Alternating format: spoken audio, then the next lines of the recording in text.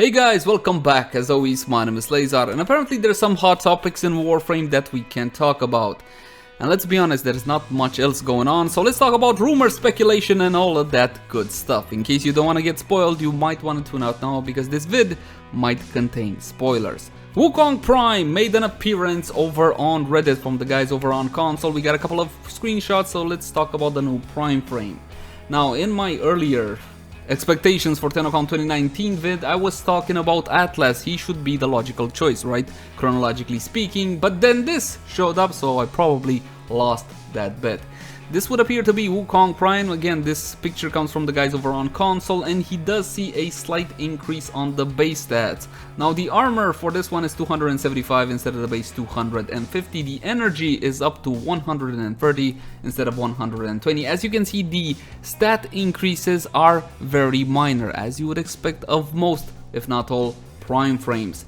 Let's see the health. The health is still 150, and the shield did get 20 points extra base shield, also a small increase on the sprint speed as well. But when it comes to Prime frames, what I care most about is the looks, because the base version of Wukong, well, the base version of Wukong. But this guy looks absolutely fantastic. Take a look at this. This is just absolutely beautiful, and you can also see one of the brand new weapons that he will be coming with. So again, you get a slight increase on the base stats, and the mastery requirement appears to be 5. So if you're Mr. Plat and you just buy everything with Plat, there you go, you're gonna be able to use this guy at mastery rank 5. Now, enough about Wukong. Yes, he's pretty and all whatnot, but let's see what kind of weapons he came with. The Zhuge, absolutely beautiful weapon. I love the base version, but it was just a little bit lackluster, just a little. This one is much better than the original. As you can see, you get an increase on basically everything. Now let's pull up the base stats of the Zhuge so we can have a closer look. First thing that I always look at, critical chance when it comes to primary, because this will determine the viability with Hunter munitions, one of the most overpowered blah blah mods in Warframe. So the normal Zhuge had a 20% base crit chance, and this one has a 26% base crit chance. So, and you might say 6% is not a lot, but again, this is base, so all of our mods will be applying to it. Stuff like Point Strike, for example.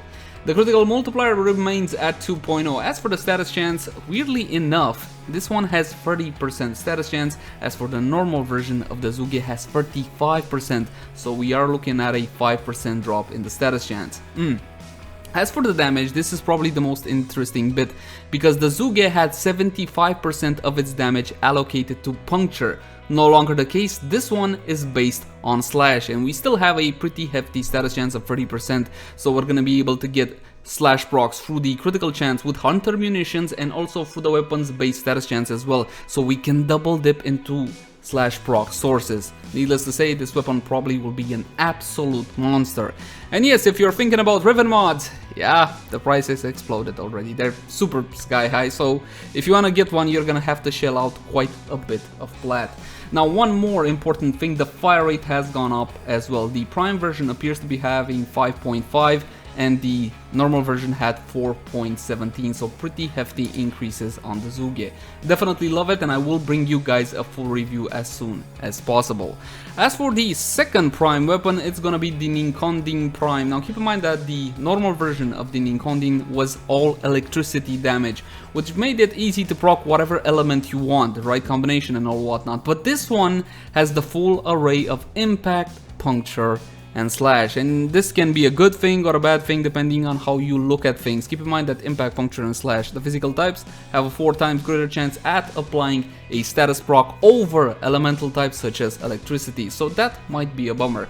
And of course, that's not the only increase as well. It looks like we have higher everything. So the base version of the Ninkondi has a 10% critical chance, but this one sees a massive increase up to 22%. Not only that, the critical multiplier also got a 20% increase up to 2.4x from 2.0x. When it comes to the status chance, we're looking at 36% instead of 35%. Honestly, this is mostly negligible, and of course, it appears to be dealing a bit more damage as well.